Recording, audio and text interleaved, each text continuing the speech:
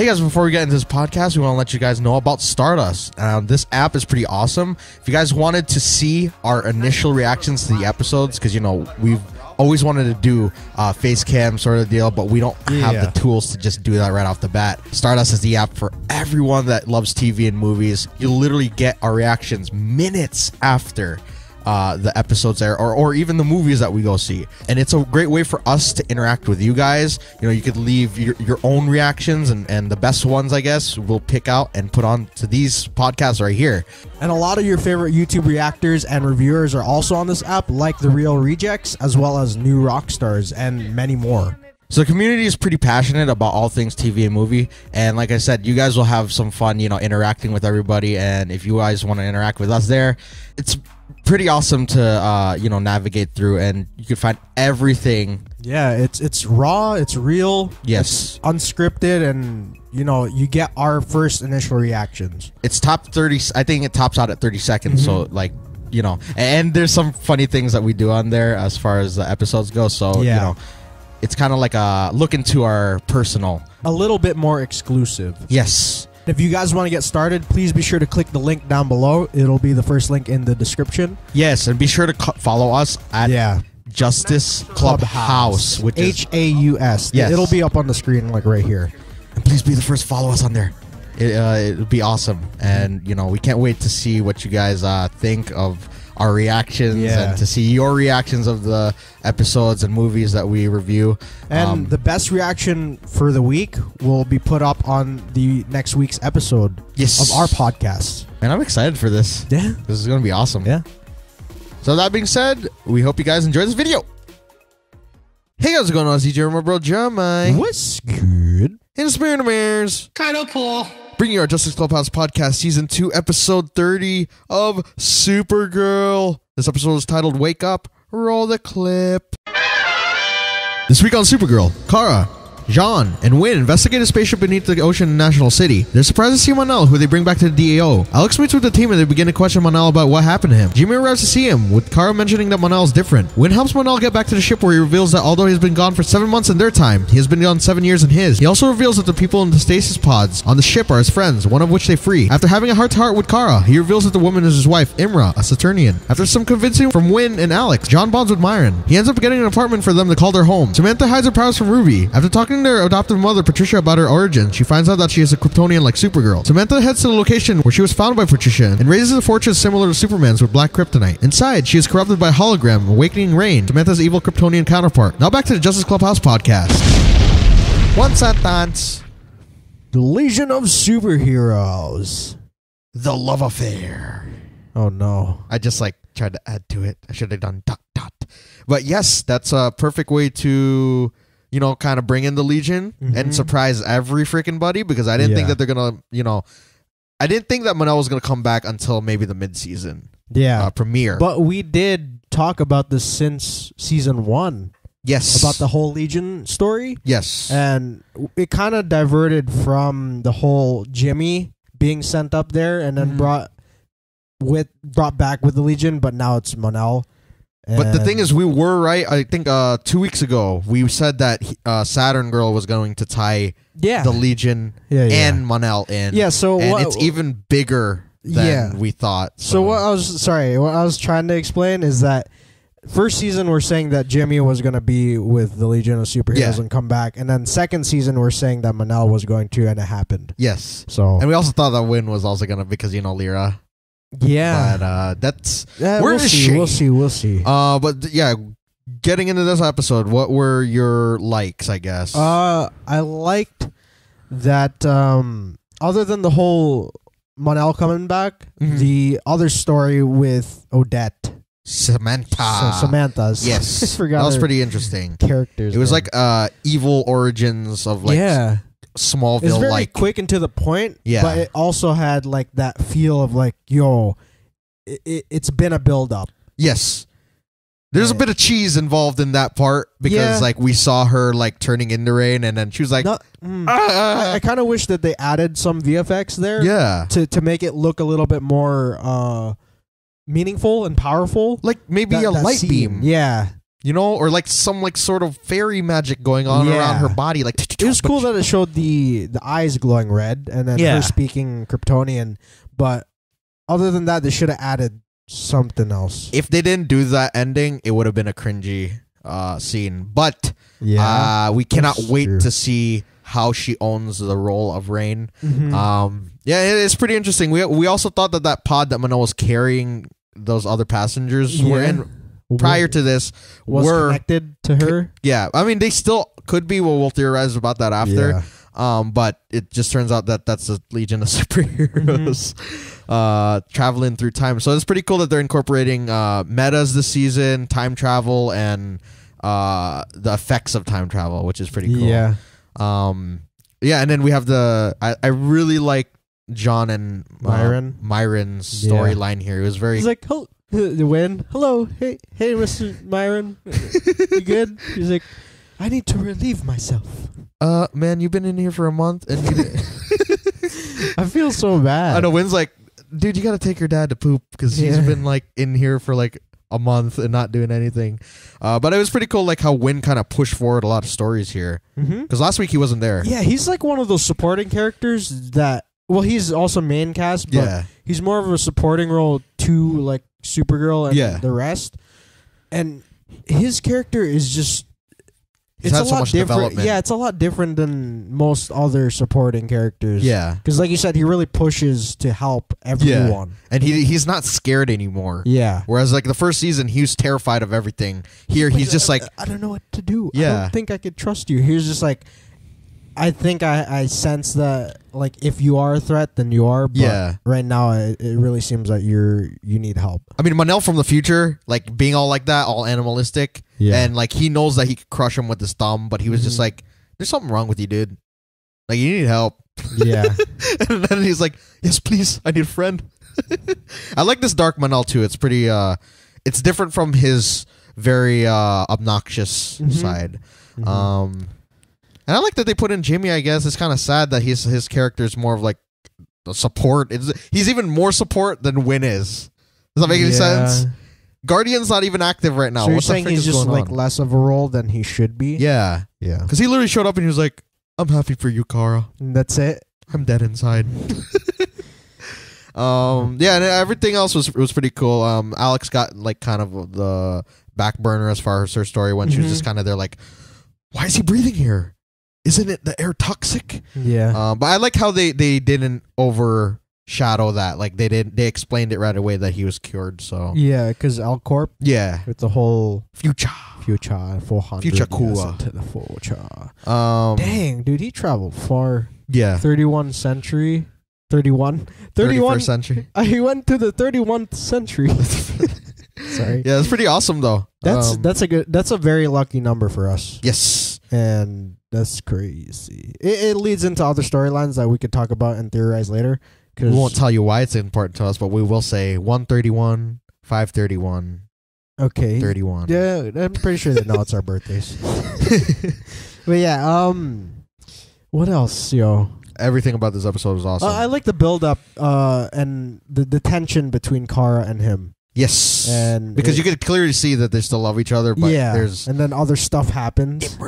Yeah, Saturn Girl. Yes, very cool that they introduced her. So it's gonna be like one character. I'm pretty sure one character a week is just gonna be popping out of that place. Like specify because I've been searching. Is that her last name, Ardeen? Yes, because apparently the Ardeens, they are a very well known family in Titan of Saturn. And for those of you who don't know, Titan is a moon on Saturn. Yes. And it's very high tech. Yeah. Like I've seen like photos and stuff and from comics, that's pretty crazy. I don't want to say that I know it's 31st century, but that's crazy. Yeah. I mean Mon-El might have just got involved in alien green card marriage. Maybe. Yeah. But yeah, everything about this episode is pretty like cool. Something sort of like that. Yeah. Like where it's not just to have entry into Titan, maybe there's something he's of Daxam, so maybe he might have been killed. Oh, okay, yeah, maybe. And he's time displaced. Yeah. So like maybe. It's kind of like, Zari on Legends, like she's kind of they didn't want metas in the future. Yeah. So maybe him being an alien from the past is kind of because they called it disruptions. They try to make it different here, but it's the same thing as a freaking wormhole. It's the same thing as an aberration. Yeah, or what is it called? The thing that Barry goes in all the time. Spade Parse. Yeah, no, but the word for a breach. A breach. Yeah, it's a breach. But yeah, it's pretty cool. All the stories kind of aligning, and it was very interesting the way they wrote Mon-El back, and that it is him. I thought he was gonna be like an evil version of him, but no. Yeah. But this kind of like this sort of drama, I think we can like respect because it's bringing in other characters. Yeah. Yeah, it just makes things a little awkward. So, and I just like that little moment that when Kara found out that was actually him because he kept the necklace he gave her. I thought that, like, for a split second, I thought that she was like, "This is some other bitches." That ain't mine. Yeah, but yeah, that's cool that he still cares for her. Yeah, but then the whole scene with Imra. Yeah. Also, Jean and his father, Mern, like moving into an apartment. So I love that. It's so simple. Come here. You've come to stay here with me. Yeah. He's like, "Yes, father. Let's make this our home." And I was like, "Oh, fuzzy inside in a tummy." But yeah, I need honey.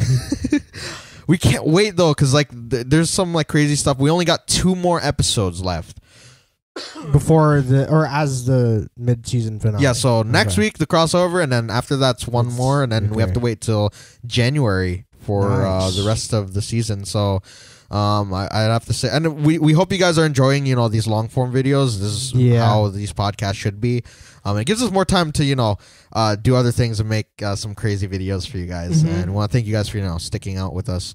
But yeah, getting back to this, is there anything else that you enjoyed or disliked about the episode? I didn't dislike anything. I just felt like, other than that cringe scene, I just felt like it hurts. Sorry, to see which Kara cringe? hurt even more. What When cringe Samantha was like, scene? ah. Oh, okay. Yeah. Yeah, I did feel a little cringe there, but also the hurt of Kara. Yeah. That really got to me. It's like she's already I know kicked. it's 7 years, and like you said, there's other reasons, most likely, as to why he's with Saturn Girl. Yeah. But it sucks to see Kara because she's just so, She loves him. Yeah. That's her like how Iris is to Barry and is for Oliver. Yeah. Just call her. Yeah. Because I don't want to say it. That's her end game. But like, there's always gonna be something there to. Up until then. So yeah. Is there anything else?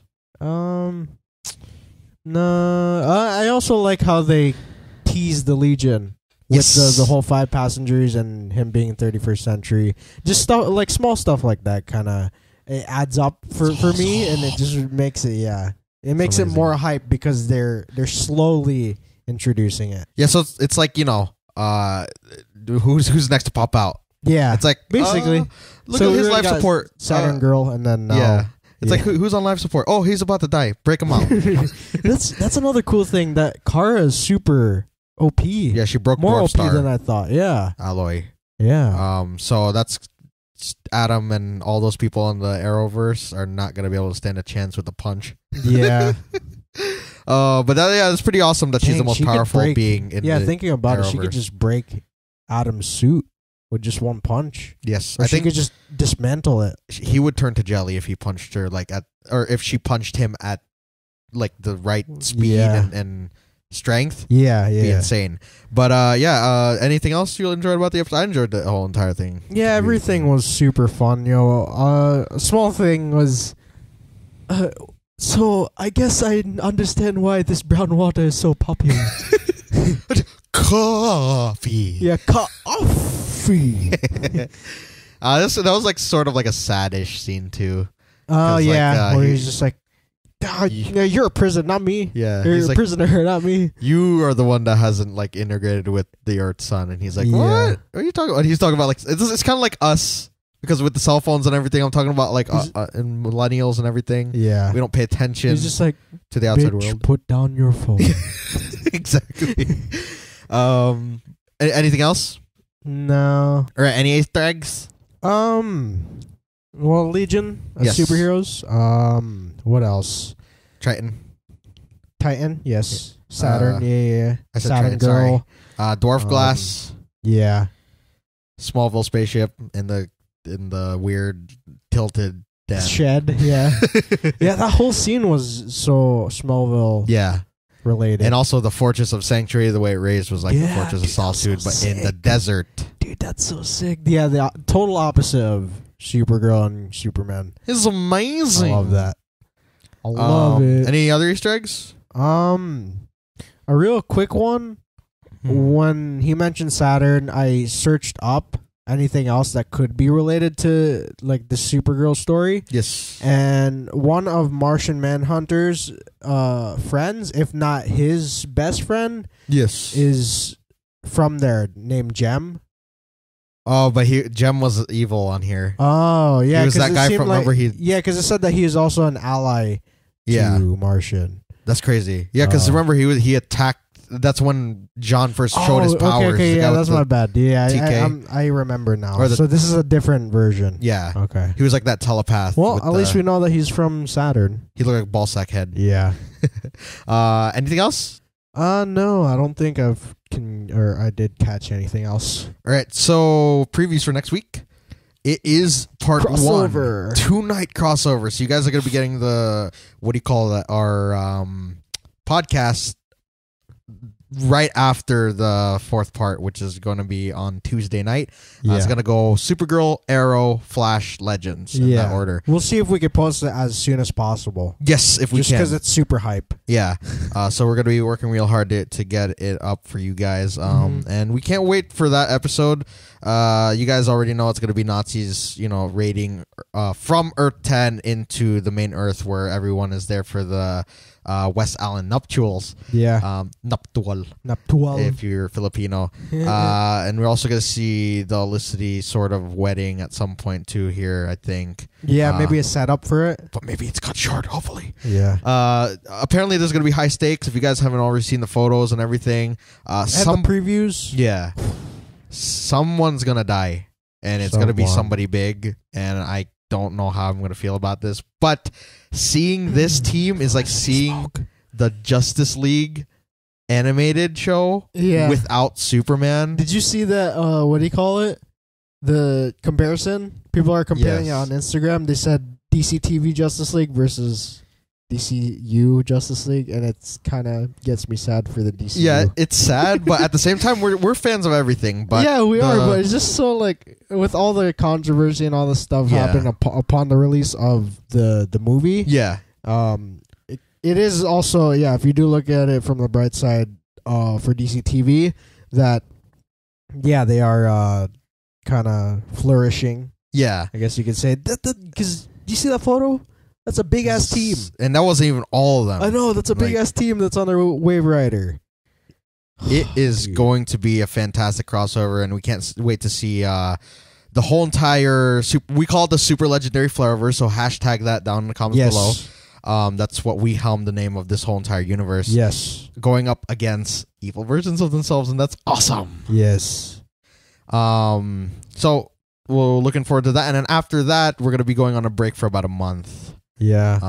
We'll be posting content here and there. Maybe like the review of Justice League will be after the mid-season finale of the shows. Yeah, if you guys are okay with that. But yeah, that stuff from like Punisher, and maybe we'll do Inhumans. We gotta catch up with Inhumans. We got what do you call it? Runaways. No, during that when the mid-season finale ends, what's the name?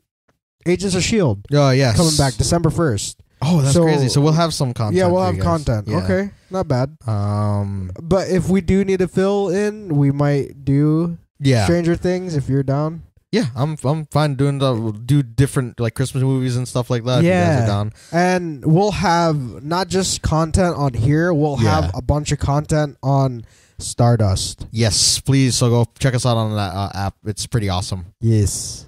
Everything TV and movie. Yeah. You find it there. You'll see our reactions like just live, uncut. It's a good app. Yes. Please go follow us on that.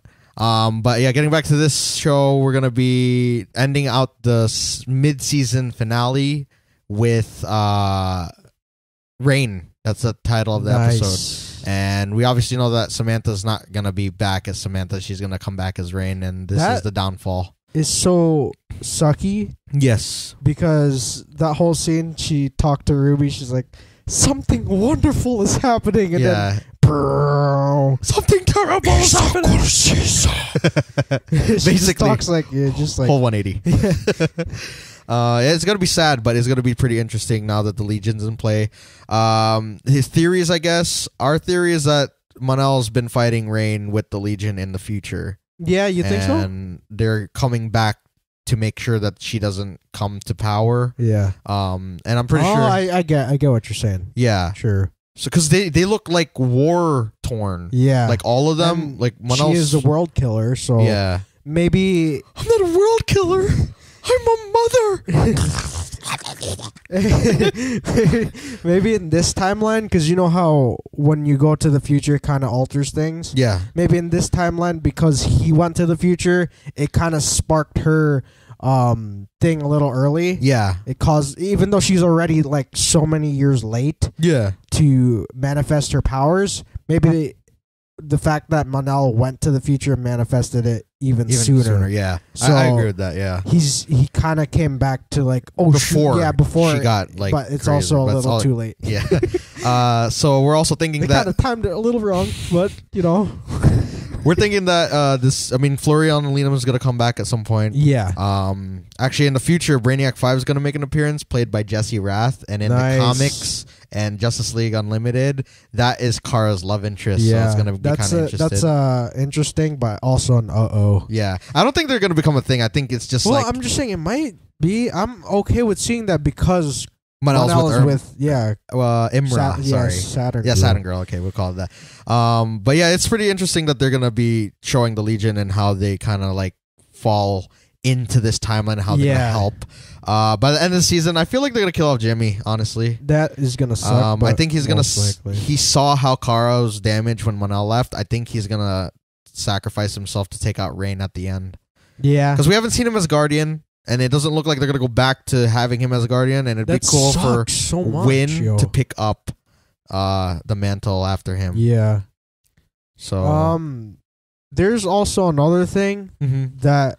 Another theory of mine. Yeah. If they don't have the Rain storyline for the Legion of Superheroes, there is another big kind of threat to the Legion in the 31st century, which is the Persuader. Oh, yeah. And he's like a dude that... he has Cosmic Axe. Yeah, the Cosmic Axe, and it just rips through time. Just every time he slashes the air, it just destroys something. If you guys have seen Smallville, I mean, Jeremy was talking about this, but on Smallville, he was mentioning Lightning Lad and Cosmic Boy being the other ones, other than maybe Brainiac 5 in the chambers and that ship. On Smallville, when the Persuader was introduced, so was Cosmic Boy, Lightning Lad, and Saturn Girl. And that was a hilarious moment because when Clark tried to deflect the axe, it actually went right through his stomach. Like he's like, ow. So yeah, it's pretty cool that they're gonna introduce if they do introduce their Persuader. There's two of them. There's a man and a woman. Yeah. The newer one, that's I think pre-Hour Zero or post-Hour Zero. Yeah. For the Legion timeline. Yeah. Is an Asian. Yeah, okay. Which is pretty cool. That's awesome. That's nice. We would like to portray him. I mean, we're a little smaller than he is, but you could use CGI. Yeah, we'll both play the character, and maybe I'll be the stun double.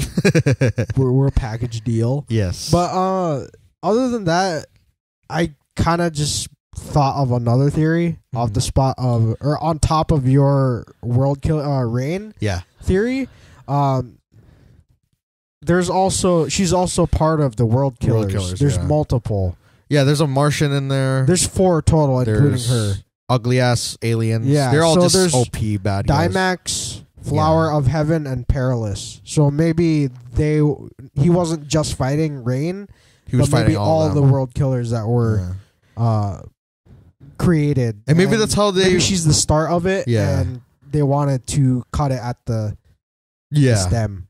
And maybe that's how they write in, what's her name? McGann again. Maybe she confronts one of the other ones. Yeah. But yeah, it'll be an interesting story to see unfold. Hopefully Kara and Mon-El like end up back together. But sorry, real quick. It says for their occupation is conqueror of worlds. Or maybe that's what happens. Maybe they do end up conquering this world, and that's why Kara and them have to leave to go to Barry's Earth. Like everybody. Maybe that would be cool. It's like a reset. Yeah. So that everyone exists. Suck, though. Like how would they're just gonna leave the story like that? Yeah. Not for the crossover, but like Endgame for Earth 38. Why not? And then like they put them on the national city on that Earth. Okay, I guess. And then like that's kind of like another thing, readjusting to another Earth. Star City. This is like another like whole what do you call it? Like little plot line that they would do, because I think that's in the same state. I think they're both in Cali. Yeah, I think they are. Yeah, that's true. So it seems like Star City is what? Los It's like Angeles? Gotham to Metropolis. So Los Angeles. Yeah. And then national is probably like Sacramento, somewhere up. San Diego. Another name for Wales. Vague. Yeah. Yeah, but that would be interesting. And there's also the time trapper thing that we've been throwing out there. But we'll see. There's a lot of things that could happen on this show. Any other theories moving forward? Lena Luthor, is she going to become evil? Maybe. Will Jimmy survive the season? Possibly not. Will rain fall? Probably, or maybe the Earth will. Maybe that would be interesting. Earth will fall. Yeah, that would be interesting for them to actually destroy an Earth on this show, because you know how much that changes everything and how crazy the stories can get from there. So destroy the Earth and rebuild. The foundation. Yes, dude, we can rebuild. It's a foundation. Never mind, the foundation's gone. Sorry. Oh man, you guys should watch that movie. Yeah, sorry, we're Cork's promoting. amazing. Yeah, we're promoting Marvel. Sorry. Yeah, but this is anything That'd else? be sick too. And this is like a small storyline to that. Going off of that, the whole Ruby thing. Yeah. Maybe she brings her onto Earth 1, and Samantha is just a regular person, and then maybe they create a relationship like that. Yeah. Or Alex could just raise her. Oh yeah. Maggie's not Oh, there. that would be sick. Yeah. Yeah. Yes. I mean, it'd be sad agree with that. But I would love to see stakes that high, because then that would show that they're not afraid to do something so big on a show of ending an Earth. Afraid. Right? Ending an Earth. Just imagine that a show had the balls to get rid of entire Earth. Yeah. Of a main hero. World destruction. That would be crazy ass storyline. Yeah. That'd be crazy to write. But I honestly would see that. I would like to see that. Any other theories moving forward? No. Dude, that kind of really... That's hitting me right now.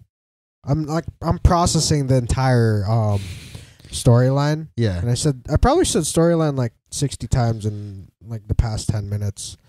But I would really like to see that happen, because that's really a game changer. Yeah.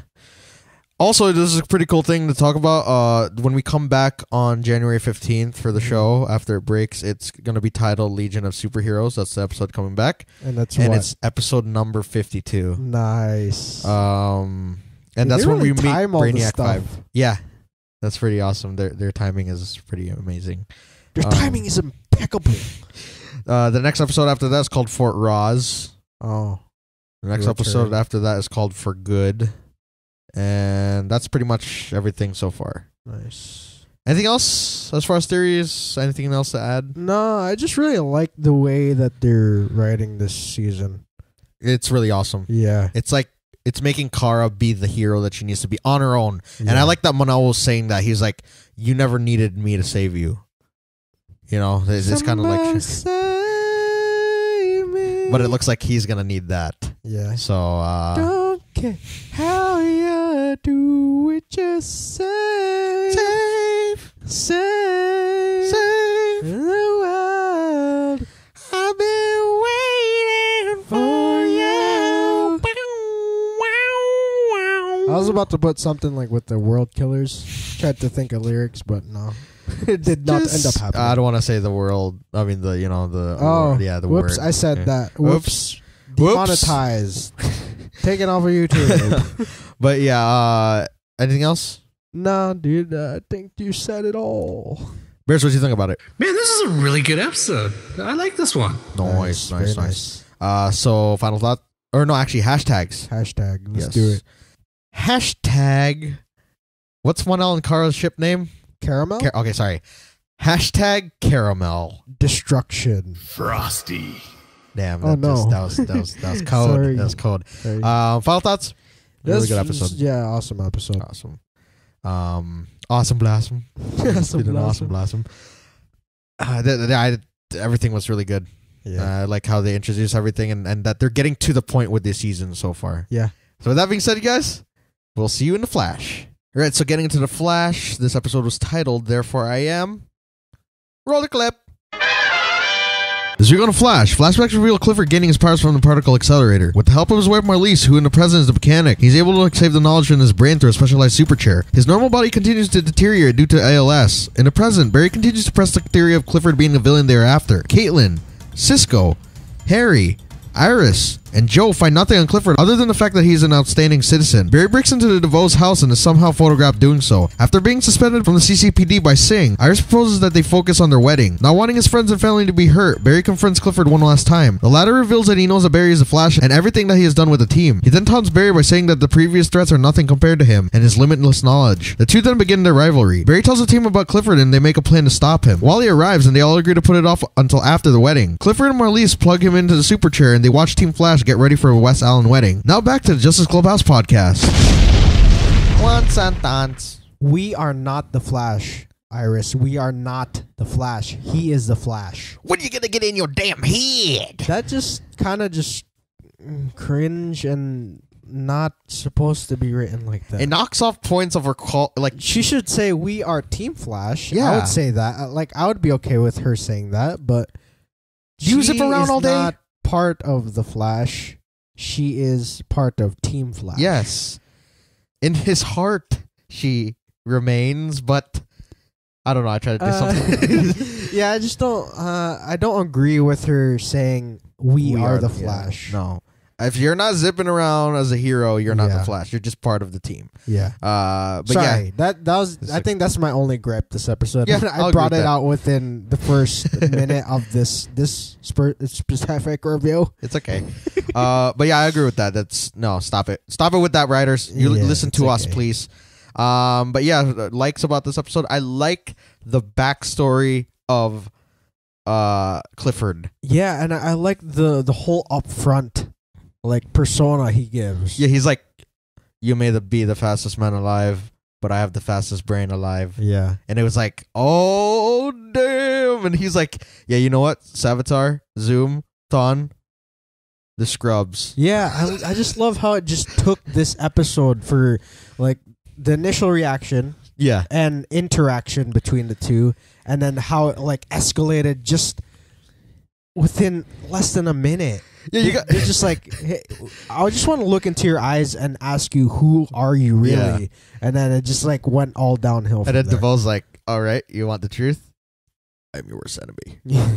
It was crazy because like Caitlin, Cisco, Harry, Joe, and Iris were like getting on his back, on Barry's back, because he was like acting mad paranoid, but he was right. It sucks, but it's cool writing. Yeah. Because it shows conflict within the team, and this is the first time that They didn't agree with him. they didn't agree with him. Well, maybe I mean, in a big way. happened before, but yeah, this is like where He was actually right. it kind of makes him look like a psycho and Yeah. kind of look stupid because he's apparently approaching the wrong person or Yeah. the wrong DeVoe.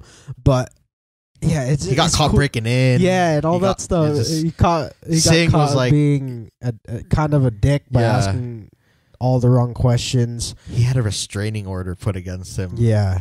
I gotta say, Marlise, I'm not sure if that's her name exactly, because they were saying it a couple different intonations, I guess, and all I heard was Marlise or Marlene. I think it's between those two. Johannesburg, is that in... It's South Africa. okay. Yeah, they said they're South African. Okay, cool. But yeah, it's pretty cool to see the backstory between Clifford and his wife We're just gonna call her Marley. Yeah, because she's a pretty cool character, and love kind of powers this whole thing, and I think it's like a mirror of Barry and Iris, but they went the total opposite way. Yeah, you know, like a superhero couple, with those two, and then there's a supervillain couple. Yeah, it's crazy, and then the Thinker's just like, you let them have their wedding. What did he say? He's like, what is power without love? Yeah, exactly. He said it exactly like that. But yeah, this episode was fantastic. Like it had flashbacks of them, you know, going to Wells Particle Accelerator, unveiling. I'm just saying, Arrow, that's how you do flashbacks. Yes. Actually, their Deathstroke flashbacks were really good. Well, this season is a lot better, but from the last flashback season, before, okay. It was pretty cool though that they wrote him in that way, and how he got his powers with his little brain enlarger. And it's cool that they kind of integrated that like awareness for ALS in it. And they made him a character that got that because his superior brain power was starting to deteriorate the rest of his body. Yeah, it's like all the power that's going to his brain is getting sucked out from the rest of his body. His brain is blue, da ba dee da ba da. His brain can pierce the sky. Literally. Yeah, it's pretty awesome like to see him kind of turn into this villain of sorts. He's very a lot of times it's usually tragic, and his is just more. It's more refined. It's not like that like that brutality that those it's other. It's like a refined psychotic. Yeah, because like Savitar, Zoom, and Thawne, they're all kind of brutish. Like you know, like they're kind of just like attack. This guy's like just more of like, you know what, swing first and you'll see. Yeah, and that's kind of scary because I didn't think that he was actually gonna like come out and say, yeah, so what? I don't have metahuman genes, so what? That doesn't mean I can't stop you. Come on, try me. Try me in this wheelchair. And it's crazy. He was saying like he has like multiple, like thousands upon thousands of outcomes in his head. Yeah. That's crazy. So like he has an answer for everything. But the question is, what if he mixes, like what if the team mixes multiple outcomes? Like just kind of jumbles his perception. Yeah, that's for sure. That's why I think Cisco's going to be very he's just like, I want you to do this. Like Barry's like, I want you to do this all together. Yeah, and it's gonna like F him up, and it's gonna mess up even worse. Maybe he's gonna. Sorry, my bad. It's okay. He's gonna unintentionally create Godspeed. Yeah, maybe that's how that is written. I don't know. I think that Barry by that, or actually, you know, I'll just theorize about that later. But anything else about this episode you enjoyed? I like that Wally's back. Yeah, he came back right in time. Mm-hmm. It's a little sad that he left, but at least he's not gone for like that too long. Did you have time to reflect and figure out who you want to be or what you want to do? He's like, no, but I'm back though. It's like, yeah, I stared at a starfish. Yeah, this is a pretty overall like the anticipation built up for the Thinker. I like that they're all the shows actually. I'm gonna point this out again. Yeah, they're getting straight into the point with the villains. They're not waiting to the back half to introduce who they are. They're actually getting straight to the point. And the thing that's interesting now is how they're going to have those villains establish themselves through the rest of the season and see what, because that's usually how it should be. It should be like, you know who that is, and you just want to see what kind of chaos and anarchy they can wreck through the whole entire rest of the show. And I think Clifford DeVoe, it's kind of crazy. Like, we haven't really seen the capabilities of his powers quite that much, but if he's saying that Zoom and all those other speedsters Barry fought, they're punks, yeah, compared to him, that is scary as hell. Yeah. Also, there's a lack of dignity in this episode. Yeah, he was only in the stretched scene. Yeah. With Iris. What's up with that? What's up with that? Too many people on the team at the same time. Maybe he's trying to figure himself out after last episode. Yeah. And maybe he's like watching over the girl that he probably kind of injured unintentionally. Is there anything else? No,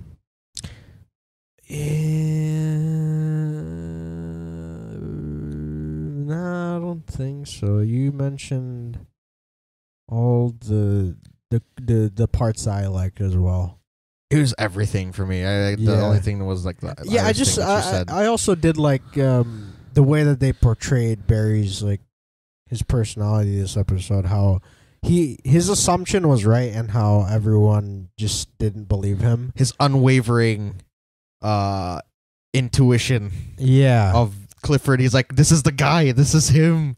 And it's just Caitlin's like, but the DNA is normal. I don't care. The DNA is normal. Because that's what writing's supposed to do. It's like supposed to help you portray emotions, like you, the viewer. Yeah. So that's what they did. They kind of got me a little pissed. At the rest of the team. I'm like, yo, come on. He is the Flash. People are saying like he's already putting stuff together, and he has that intuition, like you said. He's being the Barry Allen that we asked for since the first season. Yeah. Like being the hero on his own, without the team being, and then everyone's just doubting him. You're doing it all wrong, dude. This is the wrong guy. But and this is crazy. Now I just thought about this. The reason why they can't find traces of metahuman is because they took DNA samples from his, like his mouth, and everything basically except his brain is shutting down.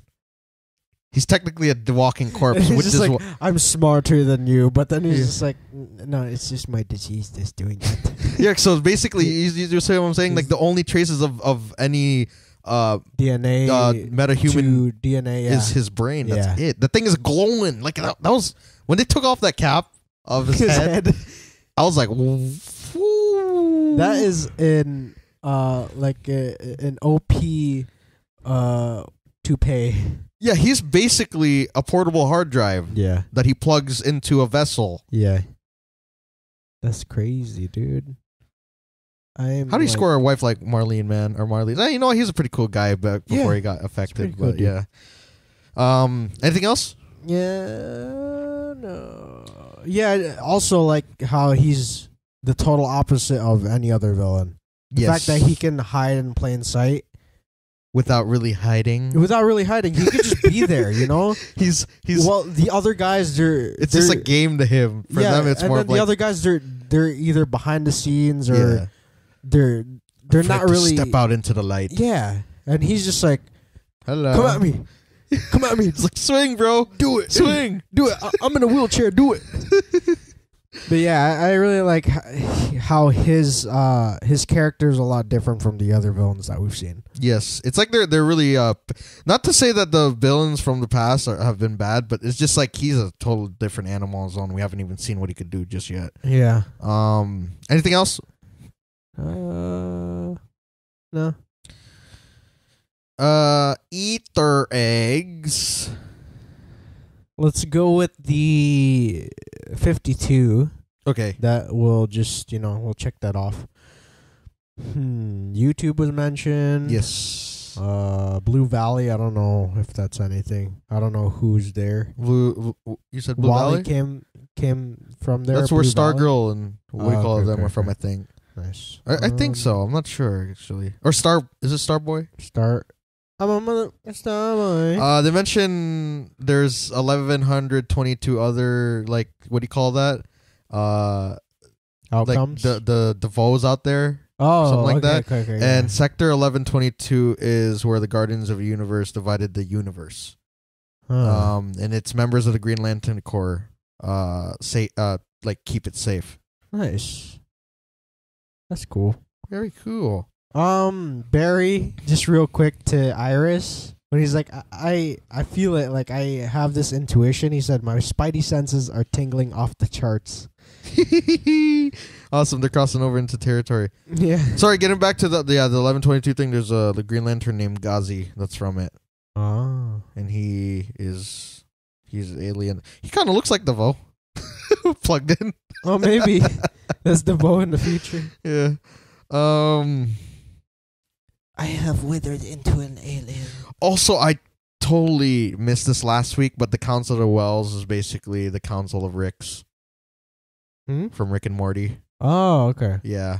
Cool. I mean, yeah, they were based on Earths from DC, but there was another. They watch Rick and Morty. Oh, okay. Nice. They mentioned, you said Lyft? No, I didn't, but nice. Apparently, nice. he likes riding Lyft and not Uber. They're wheelchair friendly. Yeah, they shaded Uber on this episode. Yeah. The blind swordsman, they mentioned Cisco and Harry mentioned that. Yeah, something along those lines. I think that was like a movie reference. Mm-hmm. Anything else? No. No? No. Nothing? Nothing. You only see nothing. All right, so previews for next week is Crisis on Earth X. X. You guys don't need us to explain this. Like, okay, I'll just explain it. People are saying it's supposed to be Earth 10, and that's probably what it's supposed to be. But Harry said it was a 53rd Earth X. He's like, there's a 53rd Earth. It's called Earth X. Damn it, Harry. So synopsis for that one is Barry and Iris' wedding brings a gang together, but things go awry when villains from Earth X attack the ceremony. Things go Zari. Yeah. All of the superheroes band together with the help from their superpowered friends like Citizen Cold. Ooh. Nice. The Ray. Felicity Smoke, Kawhi, Iris West, and Alex Danvers to take on the most formidable villains yet. I'm super excited to see Alex with the team. Yes. Because she's a badass. She could hold her own. Yeah. She's fought aliens. Yeah. Earth's mightiest heroes, Green Arrow, Supergirl, The Flash, and White Canary lead their teams into battle to save the world. And that's going to be a 4-parter, 2-night event. Nice. And yes, it's going to be awesome. So basically, it's like cut and dry like that. Can't wait to see Dark. You know what? Everyone has like a counterpart. I saw on a poster. Red Tornado is going to be there. Oh, shoot. But he's on the Freedom Fighters. Oh, okay. He's a good guy. Nice. And then also a guy that's like Adam. Yeah. But he's all metal and he has like a green core in the middle of his chest. At first I thought it was Metallo, but yeah, that's my initial thought, but it's probably someone else. Oh man, there's so much. Look forward to seeing all these people from all parts of the super legendary Flowerverse is going to be amazing. That's amazing. Oh, man. 4-part crossover is basically going to be a movie. Yeah. No offense. 2 hours each day, too. I don't want to like bash the Justice League movie, but take some notes from this, please, for the next movie. Yes, I think this pretty much... Yeah, it's all the same thing. And then after that, we're followed by one more episode before the mid-season on December 5th called Don't Run. And that is Aminette kidnaps Caitlin and puts a metahuman dampener handcuff on her to keep her from turning into Killer Frost. Aminette tells Caitlin that she needs her to perform a tricky medical task, and if Caitlin fails, Aminette will kill her. Meanwhile, the Thinker traps the Flash in a speedster-proof prison. Ooh. With the clock ticking, the team doesn't have the time or resources to track both Caitlin and Barry, so Iris is forced to choose who to save. Oh, snap. Nice. Why don't they have the resources? What? They have Elongated Man, Kid Flash, and Cisco. You're telling me that they can split up into a team to find them? Right? I don't know, dude. Does that make any sense? I mean, we're probably going to get that scene where like Barry has the thing on his head. This is probably where he's going to start extracting stuff from Barry's mind. Yeah. And this is the episode after? Yeah, after the crossover, yeah. Okay. So we're going to stick with our theory, I guess, of, Godspeed being created by the Thinker through the knowledge that he gets from Barry. Yeah. And maybe either that or it might be like the Barry creating him. Yeah. Because he it triggers like all the choices that he creates to stop the Thinker. DeVoe, is what is going to create Godspeed. So whatever happens, it's going to be pretty tragic. Whatever is going to happen. He's just like either or. DeVoe's like, if I die, there's something worse. Yes. I left you a present in the toilet. Whatever happens. That is the worst thing I could ever send to you. I mean, we know that they're going to be okay because the episode 10 still show Caitlin, Barry, and Cisco. What do you call that? Doing a team up. So it's not like they're not going to be okay. Mm-hmm. But it's going to be interesting to see the other, because there's, I think, How many do we have so far? 4 metahumans. We have Dibney, Tritan. Who else? That dude. Killzor. Yeah, Kilgore. Killzor. Who's the other guy? We only have 4, I think, we right? saw a picture of another guy on the board. Forgot his name. So maybe 4 or 5. We have 7 more people. Oh, what's her name? The small girl. Oh, the bad luck. Yeah. Okay, so we have Hazard.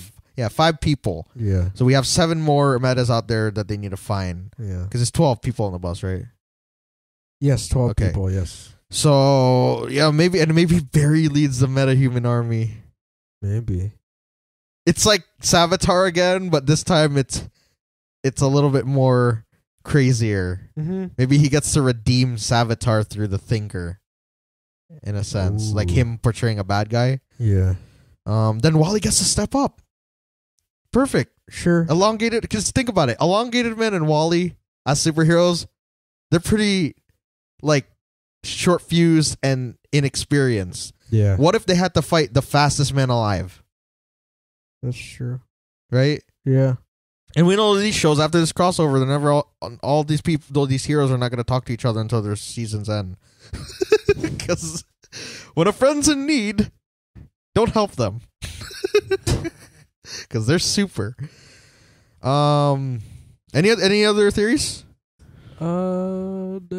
I was also just trying to find the dude that you're talking about.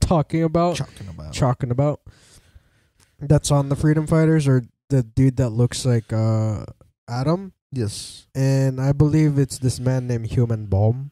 Oh. And he's part of the Freedom Fighters. Yeah, so he's a good guy. You said he looks all He's metal. All metal? Yeah. This is his photo of him. He looks so poorly photoshopped. Yeah, he kind of looked like Captain Steel without like any... He looked like Adam. Captain Adam. Yeah, okay. That's who he looked like, yeah. That makes sense, too, because Captain Adam can blow himself up. Explosive body chemistry. Yeah.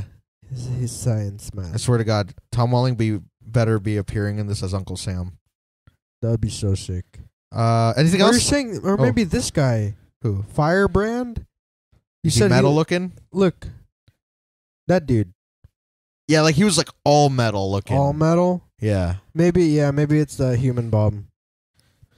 And they're only featuring like a couple, like, because I saw like the character list for the Ray, like the Freedom Fighter thing, and they only have a select few in the Freedom Fighters.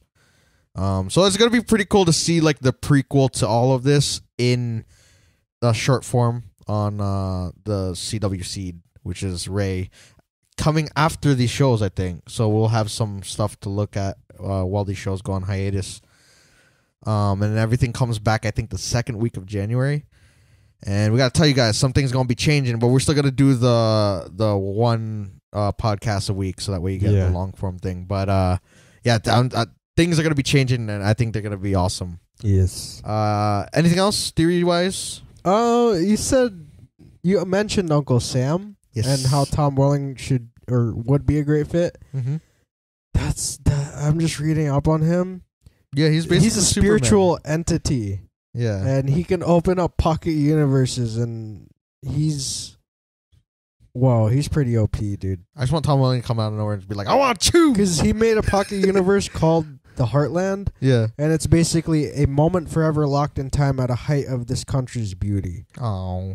And this is where some of the freedom fighters are from. And it's Tom Welling cool. for Uncle Sam. Yeah, that'd be so sick to see him just like appear once in a while. Dude, he's older looking too anyways, so like, you know, he looks sick. Yeah, that'd be sick.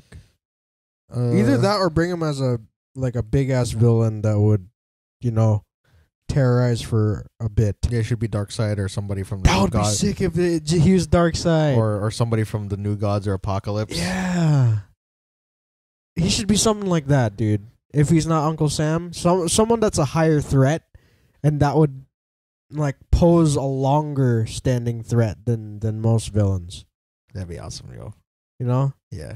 If he's not a good guy. Yeah. And this is one of those things you either die a legend or live long enough, or you either die here or live long enough to become die by the gun. a villain. Yeah. My name is Betty. Betty. Yeah, is there anything else though? No. We cannot wait for this crossover next week. Excited, it's gonna be dude. awesome. Yeah. And yeah, is there any other theories? No, we're gonna have to ask Bears. Yes. What do you think about it? Man, this is a really good episode. I like this one. Nice, Very nice. So hashtag. Let's do this. You do it first. All right. Hashtag brain power. Thinking fast. Very hairy. Wow, we're really doing the compound stuff now. Nice. Yeah. Let's do it. Let's do it. Let's do it. Final thoughts? Really good episode. Really good episode, yo. I cannot wait to see how this season rounds out. Yeah. And there's so much to look forward to because they're getting to it right away. Yes. So, with that being said, we'll see you guys in Legends of Tomorrow. All right, so getting into Legends of Tomorrow, this episode is called Welcome to the Jungle. Roll the clip. Oh, fun and games. Sorry. Nice. This week on Legends of Tomorrow, the Legends head to 1967 Vietnam to stop another anachronism. With Sarah out of commission, Jackson and Stein stay on a wave rider to watch her. Stein also has Isaac Newton, Galileo, and Madame Curie help him find a way to split up Firestorm. Mick and Nate run into the former's father, Dick, who leads a group of Green Berets. Mick realizes that his father's abuse towards him was due to his PTSD, making him sympathize with him. Zari, Ray, and Amaya are led to a compound where they find Grodd. He plans to eradicate all mankind to create a world of apes. They try to reason with him, even offering to send him to a peaceful time period, but to no avail. Mick saves Ray, Nate, Amaya, and Zari after his father mistakes them for traitors. Meanwhile, Grodd nearly steals a wave rider, making Sarah attack Stein, who in turn is saved by Newton. Grodd is later saved by Dark, who offers to help him rule the world. The team celebrates Sarah's recovery with a pie made from LBJ's wife's recipe, a gift he gave to Jax for saving him. Now back to the Justice Clubhouse podcast. One sentence. Sorry, I didn't mean to sing that earlier. Yo. It's okay. That's perfect. But, I would just say, one nation under Grodd. That's perfect. It's perfect. That wasn't the best, yo. I tried. My my throat's a little dry. It's okay. I am a bit parched. So getting into this episode, what did you like about it? Dude, everything about this episode was fun. From seeing Grodd to Mick's story with his father. Yes. It's awesome. And Nate forming a bromance with him. Yeah. Because he's usually him and Ray, but this time he's like, yo. You can't seem to get one day without calling haircut. Or something like that. Yeah. It's like, that's not okay. Whatever. But yeah, it was pretty cool, like the progression Mick had, you know, in learning more about his father and getting to really understand why he became abusive due to the PTSD. Mick is just hilarious. Like his portrayal or the way he acted when he was in Vietnam. Yeah. Like, oh, I don't want too many trees. Yeah. Too many plants. And then Nate, bugs. Nate was like, he's like, you're a little bit more grumpier than usual. He's like, what are you talking about? I'm happy. And then he's like, no, seriously, what's wrong with you? He's like, my dad's here, a bastard. And then he's like, I'll give you a 6-pack if we ever see him. Yeah, and he's like, 2 seconds later, it's Dick Rory. Yeah, then he's like, you owe me a 6-pack. Yeah, this is pretty cool. It's pretty funny and it's a little sad because like he wanted to save his dad, but he couldn't. At the end of the episode, he knew that time had to happen.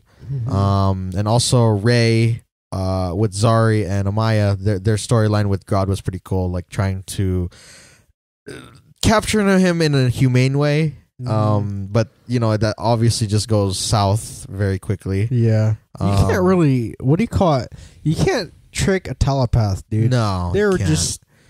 I mean, the thing is, they weren't really tricking him. That time, he was actually just. He was like overcome with anger. Because Amaya was about to drop him off like in a time.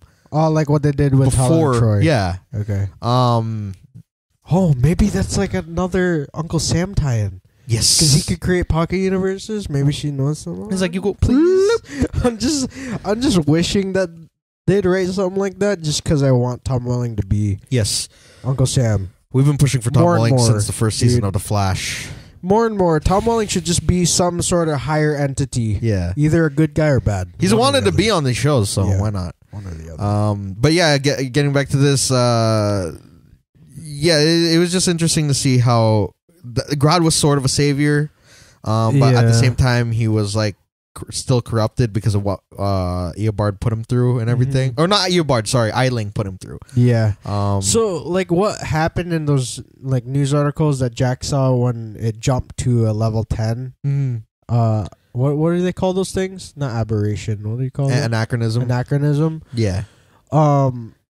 Maybe that was unintentional. Like the whole World War III happening because he like of his actions, Grodd's actions. Yeah. Like his potential actions. Like, I just want to do good by your people. But like, I also want to kill everyone. Yeah. Reset everything.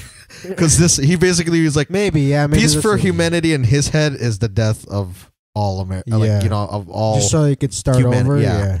Remember, he said, this world will be all monkeys. Yeah. But also going off of that a little bit. Actually, it's not even going off of that. Zari, I didn't notice that she actually has pretty smarts. Yeah, she's a hacker. She's a hacker, I forgot that she was a hacktivist. The only thing that I wish that she would do is like wear a helmet, maybe, because she gets knocked out every single episode. Either that or just tap her chest. Like, press the button. You gotta wait until somebody knocks you out. Press the button. Do it. Rambo's partner knocked her out this time around. Yeah. But yeah, it was pretty cool. Wow. Yeah. I just got that. Nice. Yeah, this episode is pretty fantastic, digging into. I also like the drama between Stein and Jax. I like that. And how he's trying to find a way to separate Firestorm. And he enlists the help of Isaac Newton, Galileo, and another Madame French Curie. lady. Yeah, French lady. While Sarah was like out the whole time. And the only time she got up was when Grodd like took over her head, and then she was about to like knock her out. And then Gideon's like, Stein, I think that's not Sarah. And then he's like, you think so, Gideon? Yeah, and then that's awesome. The fun, it's like the funniness just kept piling up. So like that happened, and then Sarah gets knocked out by Newton. Yeah, and then the noise it made, it was like that cling. Yeah, that cartoonish click, and then Grodd gets hit by one of the like because the army sent out what is that airstrike? Yeah, and. Yeah, it disappeared. Also, the ship disappeared, and then he just dropped. His ass went like he just blew up into the sky. And yeah, this overall episode is really good, and I like how Mick actually stood up for the legends. This was like the first time he actually said, "I want to do the right thing." Yeah, when they're all like getting what do you call it? The speech from his dad. Yeah, and Ray's like, "Excuse me, sir." He's like, "Shut up, shut up." Shut up. Shut up. Yeah. He's like, put your gun down. No, you put your gun down. And then he knocks his dad. He's like, why'd you do that? Always want to. Dude, like, the amount of comedic relief is just amazing. Coming from episode. Somebody that took Team Flash hostage at some point. Yeah, that's true. Yeah. Now he's saving the world and he doesn't even realize he likes it. Mm-hmm. Yeah, this whole episode is fantastic, and I like that dark found Grodd. Poor dude was probably falling forever. I've been falling for 30 minutes. And Damien's like, "Oh, you want to do like here's the time device." And he's like, "Yeah." So, and this is basically the Legion of Doom I'm talking about, of Grodd leading, or not leading it, but at least he's a part of it. Yeah, I think he's like a lackey to Dark. Yeah, this time pretty powerful. Dark is very powerful. But maybe one day, someday, he's going to overpower. Because if you guys watch JLA or JLU, like you see Grodd, he takes Wasn't over it the Legion Lex? of Doom. Yeah, and then, from Lex. Yeah, and then Lex takes it from. So I think that's who Damien is. Kind of, he's kind of like Vandal Savage and Lex Luthor. Yeah, it's pretty cool. He fits totally in with this universe. That sucks though that the other Sandal Vavage, he's not really that's okay. doing much. Because that name, the resurrection. So at some like point. maybe when they bring in like the light, or something. If they do that, if they do, that'd be amazing. If there's a season 4 villain for them, the light. I would like to see that. That'd be dope. Well, maybe they could extend Legion of Doom for a bit. And then Dark would be great as like as a recurring villain, Dark just like Black Siren on Arrow. Who else is on Legion of Doom? There's a lot of them. And Captain they could Cold, bring Snart back. Heatwave. They could bring what's his name back? Reverse Flash, the Eobard. Yeah. Something Because like remember, that. Eobard is always like. Isn't he also running from Black Flash or no? That's just No, it's the thing. After Barry created Flashpoint, yeah. because he existed in between the two times, he's actually a paradox, so he can't actually die. He just disappeared for a little bit. Oh, okay. So maybe he just did he just go back to his timeline? He's in the Speed Force somewhere. Oh. It's like one of those things where like he's gonna pop out again once he served his time. Oh, okay. Anything else you enjoyed about this episode? No. Everything was awesome. Yeah. Yeah. I like how Jack's like his timing is impeccable. Yeah. It's cool. Like he helped the president. LBJ. Yeah. Just one wrong move, and I was expecting him to blow up right there. Yeah. It's pretty good. But that's cool that he got rewarded the Pie recipe. Yeah, the pie recipe. Star's like, good God, this is amazing. And then Ray's like, there's a pie recipe. I know, and then it's funny that he's sitting by himself. Yeah. And then Sarah's just like, you weren't going to save any pie for me? Yeah. I like the scene. It's just so like it family. Shows that they're a family. Yeah. Like from the littlest thing like of her like come back and then she gave a little like kiss on Jax's head as if like she's the mother. Yeah. To the whole team. It's just awesome to see that. I think that's why the show can never go wrong, because it doesn't follow anything and it just does its own thing and it's fun every week. Like you don't expect anything out of it. Yeah. Like whatever they do is crazy, and they even pointed it out. It's like, oh, what are we fixing? Oh, something that we did, and then Zari's like, oh, really? And then what happens after that?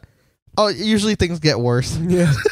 He's like, isn't that what you guys are supposed to do? He's like, yeah, kind of. We do it a little bit more messier. It's just like it's funny that he admits to it. Yeah, that they're very sloppy with their work.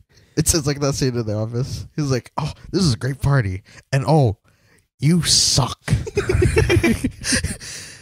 It's like one of those things. It's like, oh, it doesn't get any better from here. It just gets worse. I bet you do. Oh, I bet you do. Oh, I bet he does. Anything else though?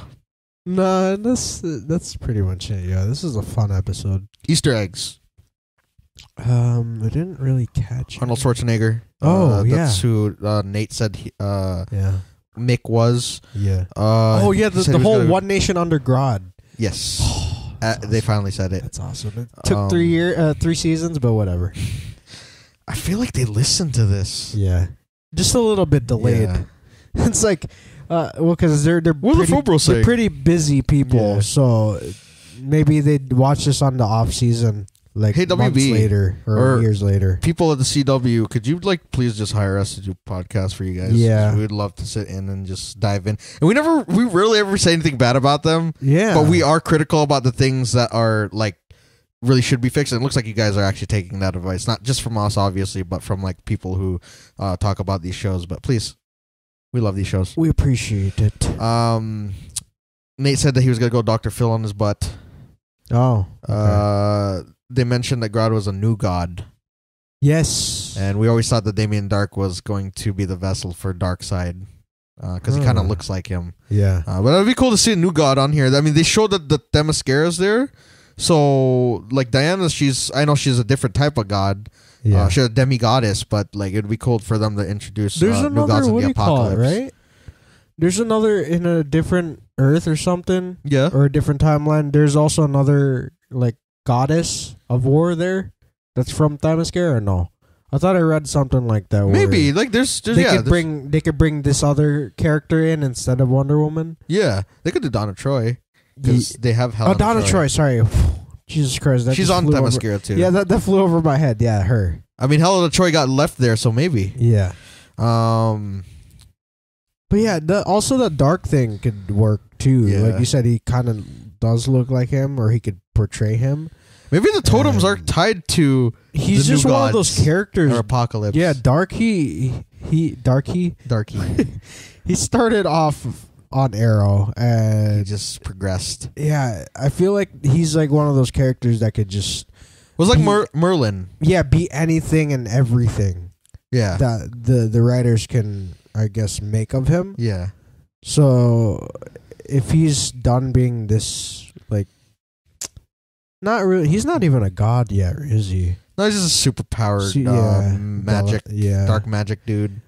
I feel like he can move on to something more massive as to Darkseid.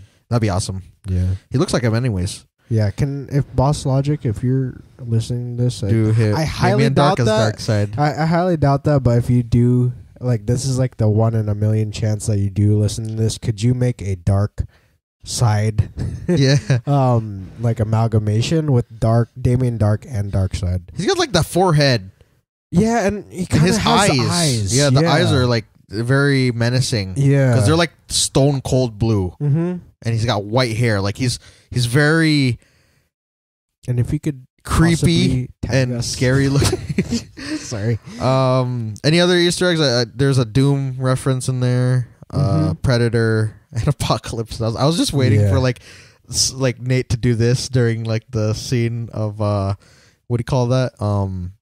The wall. Like the airstrike. Yeah. Him just running through the thing and it'll be like this, like William Dafoe. Like you remember what Ben Stiller did? They parodied that in what do you call that? Tropic Thunder. Yeah. When he's like that. Yeah, exactly like that. I was waiting for Nate to do that, but then he would turn to steel just so that he won't die. That's pretty much it. Yeah, that's all I got, dude. What do you call that? Previous for next week? It's the crossover. Yeah. We already explained that a couple times. We talked about it like for the past week and a half. Yeah.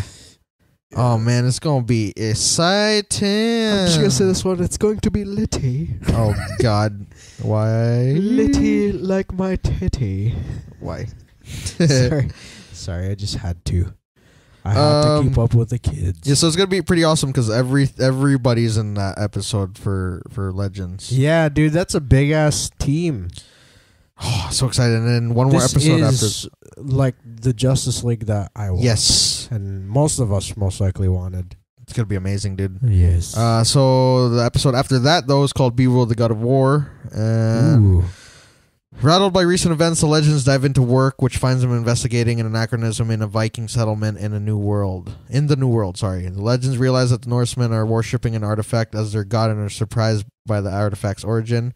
For the first time, Sarah's worried that they might need backup when Damien shows up.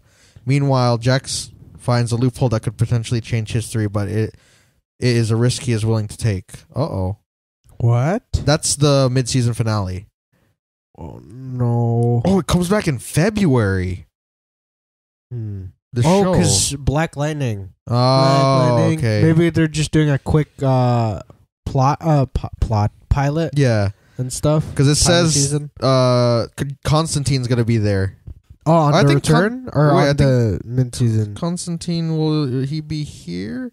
Yeah, Constantine will be in this mid-season finale and then the mid-season premiere.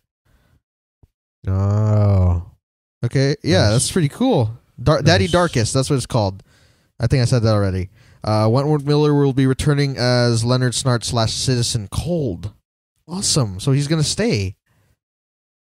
Huh. That's the loophole he found. Yeah. Right, that he gets to keep him there. Yeah, maybe. Yeah, so this is coming back in February. He makes 2 of them by accident. Yeah. Oh, that's a risk that I'm willing to take. Yeah. I'm excited for what's to come on this show. There's not much else I guess we could say about it other than that it's awesome, and Stein will be leaving us, I'm sure. Hopefully they don't like kill him off because that would be really sad. Hopefully they make it so that he can come back, but it would be cool to see. Oh, what? No, that would be really weird. What's up? No, I was about to say like maybe Jax has Snart be his other half, Citizen Cold, but no, it has to be somebody with I mean, we don't know what that version of Snart's like. Maybe he is smart. Yeah, or maybe they find someone that's like him. Yeah, or maybe they find a double of him. A double of Jax? Of Jax instead of Stein. Oh, maybe they find Oh, no. What? No, I was going to say Stein's Yeah. doppelganger. No, I think they're just going to instill the essence of Stein in him. Yeah. But yeah, that's pretty much it. Yeah, anything else you want to add? I tried to search up Bebo, the god of war, but I can't find anything. Any other theories? No? Duh. Bears, what do you think about it? Man, this is a really good episode. I like this one. Nice. So Very nice. hashtags. Hashtag. Bears starts his hashtag. Okay, sure. All right. Hashtag Gorilla. I'll just say Grodd. future monkey. I guess this hashtag just pertains to Grodd. Nice. Final thoughts. This was a good episode. Yeah, it's pretty awesome. Always. Pretty awesome. Instead of awesome, I said awesome. Dude, it's so late. So that being said, we'll see you guys in Arrow. All right, so getting into Arrow, this episode is titled Thanksgiving. Roll the clip. This week on Arrow, while Team Arrow hosts a food drive, Oliver is arrested by Agent Watson. Renee, Dinah, and Lance work hard to get him free. Although he posts bail, a trial is scheduled. Curtis tests a prototype serum to heal Diggle and his tremors. Diggle's injured after the team has a confrontation with Laurel. They fail to stop her from stealing supplies for Cayden James. Team Arrow try to stop his plan to set off a thermobaric bomb at Star City Stadium. After learning the truth about Diggle's tremors, Oliver decides to become the Green Arrow again. They find out that the bomb was just a decoy, with James wanting to draw a Green Arrow out. James blames him for losing his son before Oliver is knocked out by Laurel. Back at the Arrow Cave, they try to figure out who James' son is and how to stop the villain. Oliver, Felicity, and William visit Diggle at the hospital. Oliver tells Diggle to continue being the Green Arrow when he heals. They're then surprised when the doctor tells them that Thea is awakened. They spend their Thanksgiving with her. Now back to the Justice Clubhouse podcast. One sentence. Quentin and Thea are back. There's nice. There's a Friendsgiving. This was like a Vigilante's giving. Yes. Sorry, that was so bad. But yours was better. The way to explain it. I love how it all just went to poop. Yeah. And then it just became happy towards the end there. It's like what Oliver said it too, like there's always a silver lining. Yeah. Like there's so much bull crap happening around them, and then the one good thing or the two good things happen and kind of balances it out. It was awesome. This episode was actually, this whole season so far has been killing it. Yeah. As far as this episode, what did you enjoy? Ooh. Other than Thea and Lance coming back, obviously, but you know, I enjoyed Diggle and Oliver's repartee. Yeah. Okay. Rapport. Yeah, but it wasn't really rapport. It was more of like a falling out, but then being like, "Bro, I love you, bro. It's okay, bro." I like moments like that. I also like that Curtis and him were working together, him and Diggle. Yeah. Although he nearly killed him. What else? Honestly, Felicity wasn't that bad this episode. Yeah, she was pretty useful. Yeah. She knew that it kind of showed that she still needs to teach Curtis quite a bit. Yeah. Before she bites the dust. You know, eventually. This is us assuming, you know, that the stuff's going to happen. But she still has a lot to show to everyone. Yeah. And it looks like this was going to happen. I'll be one of those people to give her time. Give her time before her time runs out. Yeah. Yeah, and I like those like little moments between Dinah and Lance. It's kind of like a father-daughter thing. That's cool. It's like between him and Laurel. It's kind of like she's filling that void that he has. Like every time I see the way he looks at her, it's like he's about to cry because he sees something in her that's sort of like Laurel. Yeah, because she's strong. Because he's like, God, I don't want to cry. Yeah, because he makes that weird like quiver. Yeah, it really does show that they have that father-daughter bond. We're good people, Quentin. That's the way my daughter said it. Nice. That's good. Renee was pretty hilarious this episode. That dude can clear a room in about 2 seconds. Yeah, he's very, what do you call it? He is a wild dog. Yeah, I'm just saying I have like kind of like that personality where we look so rough on the exterior, but and you kind of sort of are, but yeah, but if you get to know us or we get to know the people around us, we're kind of You're just very protective over people you care about. Yeah. So first, not first look. What's that called? First impression is always hard, but that's what she said. And then, like, if we get to know you, it's more. Yeah. We open up a little bit more, and we're a little bit more, I guess, fun to be around. That's what she said. No time. That's what she said. No time. But yeah, that one sentence, she's like, I'm gonna go work on an algorithm once I figure out what an algorithm is. Yeah, he's not funny. This dude's not funny, yeah. But yeah, it's pretty cool. Like, Team Arrow just cannot get the drop on Laurel. Yeah. Like, even with Diggle leading them and everything, and there's 4 of them, right? They take out the henchmen so easily, but they cannot take her down for the life of them. Mm-hmm. She's always a step ahead. Even with that that canary cry. Yeah. It's crazy because Dinah's, like, I'm just waiting for them to do, like, another battle royale. Yeah, that would be sick. But it seems like Laurel always gets the upper hand. Yeah. I don't know what it is. Maybe that's the thing. It's like, that's how villains are. They don't show mercy. Yeah, I guess These heroes, they have boundaries and they don't want to push it. I like it. Yeah. That's how I see it. A lot of people. That makes sense. Heroes. William was actually very tolerable. Exactly. Too. Yeah, I was about to say that. William. The kid's growing on me. Yeah. He's actually. Thanks for being the Arrow, Mr. Diggle. But wait a second. Since you were here, who was in the Green Arrow last night? And then he looks at his dad, and then Oliver's like, he wasn't there. What are you talking about? Go in the car. Yeah. Go get the car now. Felicity, take him. Take a little crap. But yeah, he's very. He knows his dad's back. It's just that it's definitely gonna blow up in his face. Yeah. I don't think anything bad. I'm just kidding. I think it's awesome that Oliver too. Like, he wants Diggle to stay the Green Arrow. Yeah, and like, even small scenes like this, I'm still gonna keep pushing for it. He should be like a Damian Wayne type character.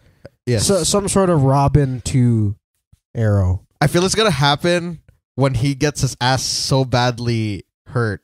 There's an episode there's a photo that Stephen Amell uploaded. He's pretty. They're all banged, both of them, right? Yeah, I saw a picture. So it's probably like Laurel, what do you call it, Black Siren? She's probably gonna do a number on him. He's probably gonna be like, Dad, you talked to me about punching dudes. Teach me. Yeah, I think that's what's gonna happen, because he really does look like a kid that could learn to hang with the team. Like, learn to fight and to protect himself. Yeah, he's got that look. Like he doesn't have to be on Team Arrow. Just I want to see him like transition. Yeah. I want to. That would be so cool to see, like, a father-son team up someday. Awesome. You know, if not this season, like the next couple seasons. And I love the mystery too of this episode, because James was like, "You kept me from my son, or you took my son away from me." Yeah. And then Oliver's like, "What are you talking about?" And You're psycho. Laurel's just like, blah. Yeah. And he's like out. But yeah, that's pretty cool. It adds to another layer to the already confusing kind of storyline. Yeah. Oh okay, no, I'll theorize about that later. But anything else you enjoyed about the episode? That's pretty much it. But the one thing I didn't like, that's awesome. That's like the best part. And she's adorable. Yeah, I love that scene. But the one thing I didn't like was that what's her name?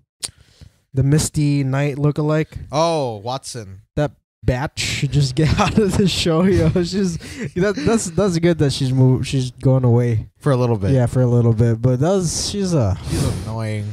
I mean, she's really obviously she's a really good actress. Yeah, good actress, because she's really kicking my emotions. Yeah, it's like, please stop. Like, I want to see her. That'd be hilarious if she was hiding something. Yeah, and then she's like, "No, I'm Catwoman." Don't. What if? Yeah, that'd be crazy if she also was a vigilante and she's doing this to cover her own ass. I'm the Crooked Arrow. Right? Yeah. Either she's bad or she doesn't seem like a bad person. She's just like really into her job. Yeah, but I feel like that would be a good story to write. Yeah. Like, her also being a vigilante in wherever she's from, and like she's also trying to evade other people who are trying to figure her out. Yeah. Dude, that'd be so sick. Because she's pretty annoying. Because right now she's annoying. She's super annoying. Anything else about this episode? The amount of turkey puns. Yes, that was amazing. Yeah. Happy Turkey Day to everybody watching this. I mean, we're recording this part on a Thursday, so Oh well. gobble gobble. Hashtag gobble gobble. Yeah. Anything else? No. I'll think back. No. Any other good parts? No. That's pretty much it. Yeah. So, eat their eggs. Eat their eggs. Also Billy Joel. Yeah. That was awesome. Yeah, that was, I guess, getting into Easter eggs. I found this out that Greg Berlanti wanted somebody to be playing at that stadium. So they thought of Billy Joel. And you were right. That was archive footage from one of his concerts. They got permission to use it. Yeah. That was pretty cool that they put it into the, what do you call it, the episode. Mm-hmm. And they were playing... Sorry, I had to write this down. They were playing No Man's Land. Oh, nice. And Billy Joel was also mentioned on DC's Legends of Tomorrow on Phone Home with, what's his name? Gumball. Oh, yeah. Anything else? Oh, the closer. Curtis mentioned. Oh, yeah. Yes. Anything else? I thought I saw 52. There probably was, yeah. Yeah. Yeah, I thought, what's his name? Cayden James was talking about, Victor Zsasz, but he said Thomas Zsasz, and he's a psychiatrist. And, yeah. Oh, look at me. A real life psychiatrist. Oh, okay. But yeah, it's cool. Yeah, I thought he was talking about Victor Zsasz. I'm like, yo, what? It's just another Batman. Another Batman man. Another Batman man. Any other Easter eggs? I didn't catch anything else. Okay, so previews for next week. Oh, we already know what's going on. Crisis. Yeah, Crisis. It's gonna be awesome. Yes. We mentioned it plenty of times during this podcast, and if you missed it, well, you have 4 other parts to look at. Then the next episode is called, after the crossover, is called Irreconcilable Differences. Quentin is kidnapped by Black Siren, of course, and Cayden James, who are looking to trade Lance's life for a weapon of mass destruction. Oliver and Team Arrow must figure out a way to save Lance while still keeping the city safe. Uh-oh. Then the next episode after that, which is actually, that was the mid-season.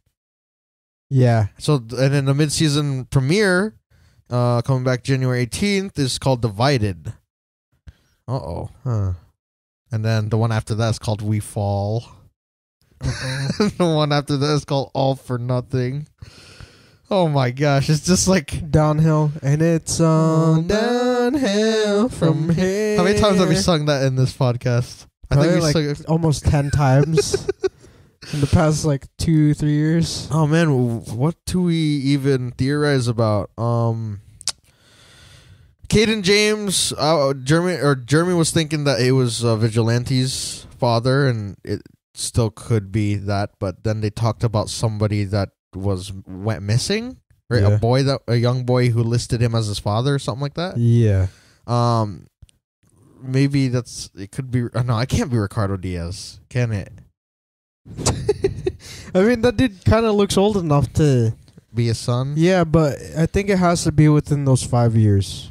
Or maybe it was Roy Harper. I don't know. It could be. Like what I was saying, I was like, last season. Yeah. I said Vigilante is Cayden James' son. Yeah. I theorized that, right? Yeah. It's another good one. Yeah. I was thinking, sorry, not Vigilante, Prometheus. Yeah. That's what I'm going to. Oh, okay. So, because I thought Prometheus and Vigilante were one and the same. Were the same person or related. At least twins, yeah. Yeah. I thought that their father was Cayden James. And then once we figured out, or I kind of separated Vigilante from Prometheus, I was like, okay, maybe Cayden James is one of their fathers. Yeah. Right? And then now seeing that Prometheus or Cayden James is just as psycho as Prometheus. I kind of feel like they have that connection, that they are father and son, and Prometheus is just psycho, and he was adopted. Well, he was adopted, so he doesn't know his. Well, he wasn't adopted. He was what's his face? That dude that Oliver shot off the roof. They confirmed that that's his father. Okay, Or so we know. Claiborne. Claiborne. There you go. Justin Claiborne. Yeah. Okay, never mind. I just showed my thing. Yeah, we'll probably figure out who. Ew. I don't know. I feel like Diaz. It could be Diaz because he's got like a weird vibe about him. Like they talk weird. They both talk like grandpas. They do look alike. Yeah. Too. I don't know. Maybe. Off go the dogs of hell. Who? That's what it is. Yeah. I'm trying to figure out like who he looks like, or Dogs of War. Sorry. How it like coincides. Yeah, it's kind of like hard. how another person can coincide with Cayden James. It's obviously somebody Oliver either killed or I gotta go back. Made him get separated because they do that all the time. It's like, excuse me, a random ass person. Yeah. Or it's right in our friggin' face. Yeah. Damn it. Interesting. Trying to figure out who did Oliver leave. It's gonna be one of those. No, Ragman knows his father. Yeah, Ragman doesn't know his father. Yeah, he does. His father gave him the rags. Yeah. Dude, I'm trying to think of another person. He said son too. I was about to say, what's her name? The other Arrow girl, Artemis? Yeah. But no, that's not. If he said her, then that would crazy. Yeah. Yeah, I don't know who. This is hard to theorize. It would be interesting to see what happens. Yeah, maybe Roy. Because he said he's coming back. Yeah, maybe. Because there's no backstory on Roy's parents. I think he's just an orphan. He was an orphan. Okay. Yeah, I can't really remember. Those are early seasons. Oh, okay. Maybe, yeah. If he said he's an orphan, yeah, maybe he's like, just everyone just blames Oliver. Yeah, it's because of you. No, it's like, it's because of you. James has a very soft it's like voice. An owl. Yeah. And Ricardo Diaz is more of like, the black canary came and found us, burned everything. He talks like an old man. Yeah, I think it's the drugs. And then when he talks to Diggle, you're kind of a big guy. I want to screw with you. That's what she said. He's so weird. Yeah. But yeah, it'll be interesting to see how they push the stories forward. Yeah, it seems like they got quite a few bad guys to take on. They have Cayden. So far, yeah, Cayden and with her Black Siren are very menacing, and Ricardo Diaz's first impression was more of like a dinky villain, but he could turn, like you said, he might be taking those drugs to enhance himself, so that way he is actually a formidable villain. Or maybe they make a team. Tattoos also, don't they signify like doesn't it help? I don't know. Doesn't it bring out his superpowers or something? I don't think he has super in the comics. I don't think he does. But he's really strong and he's apparently the best fighter in DC. But last episode he brought out a gun. Yeah. And he didn't even look like he could climb into his car without struggling. Yeah, so we'll see. Maybe it's the drugs that's gonna enhance. We'll see. Next time, the end of the season, he's gonna be like, "What's gonna break you first? Your mind or your body?" We're gonna get that scene here, and then he's gonna try to lift it. You're too heavy. Oh, frick. But yeah, I can't really like drum up any other theories. Team Arrow might be getting bigger. Felicity might die. Ragman's gonna come back at some point, and Thea's back. So it'll be interesting to see how she integrates to the group. Diggle might be Green Arrow for a little bit. Yeah. But that's kind of scaring me because hopefully if they're going to do that, maybe they write him off and David Ramsey can just take a position just like Tom Cavanaugh did, which is directing and producing for the show.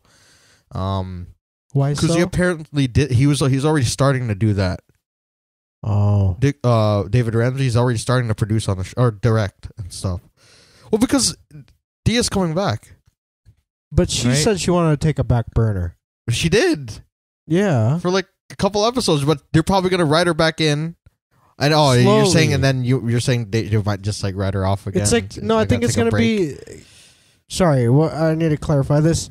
I think she's going to take a bit of a back burner until Diggle resigns. Ah, okay.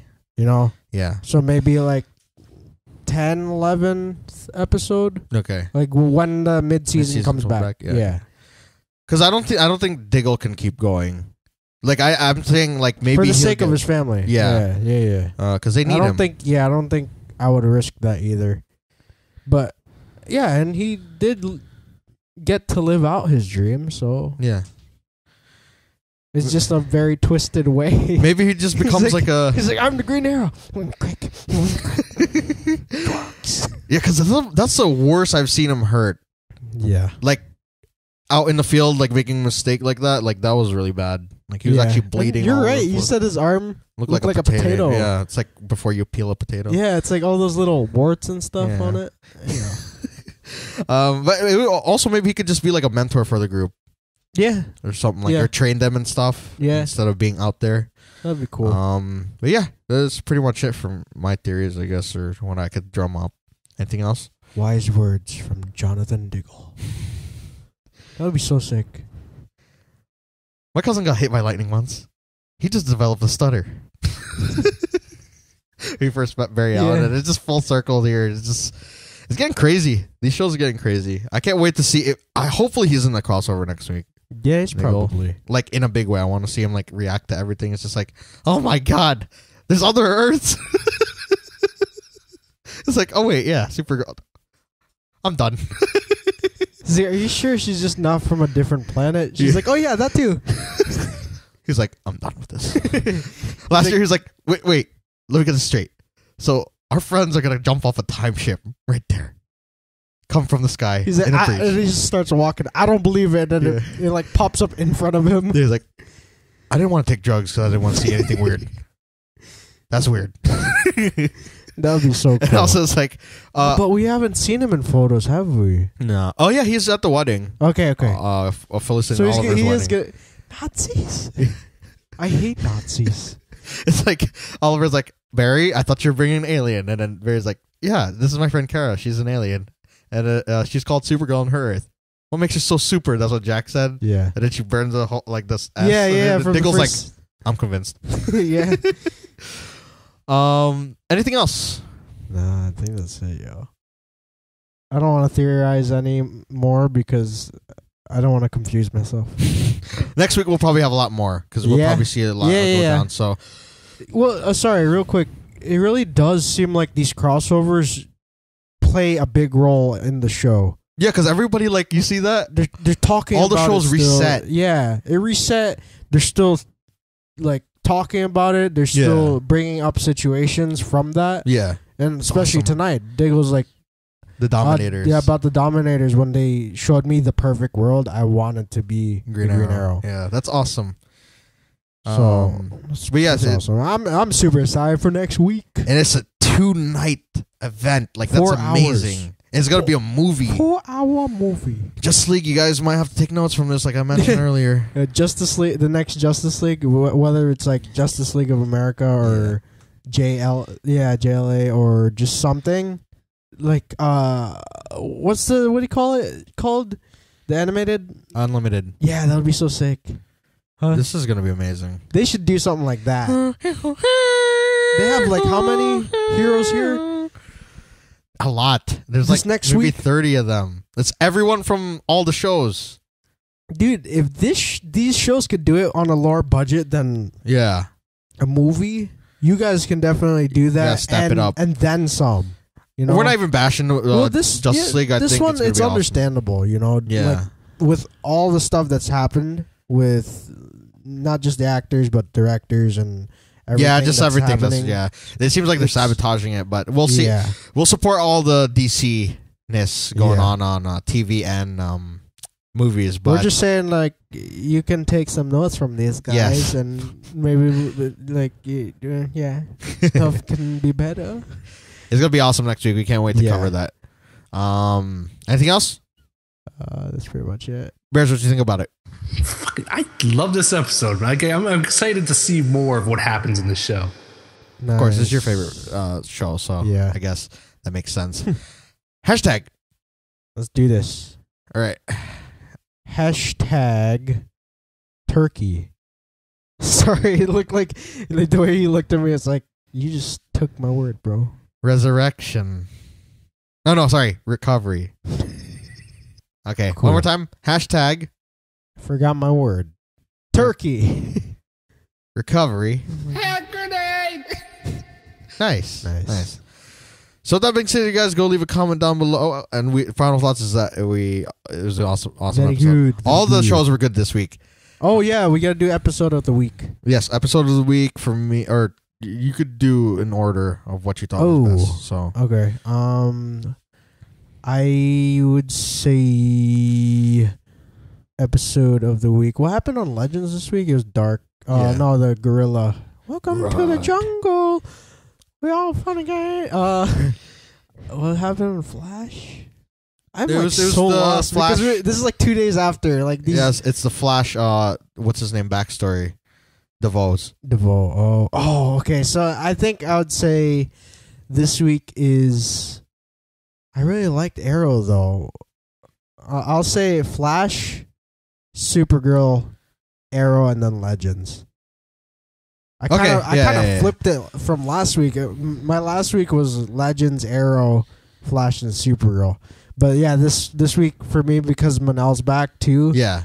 I'd say Flash, Supergirl, Arrow, and then Legends. I'd say Flash, Supergirl. That's the same. So, yeah. With that being said, you guys go leave a comment down below on what you thought about the episode and your theories of what's to come, and go leave a like if you enjoyed. Come over to my channel where we figure out exactly how to make your own Philosopher's Stone. We don't actually know how, but we do have a Shield videos, so that's kind of cool, right? It's something. It's a good.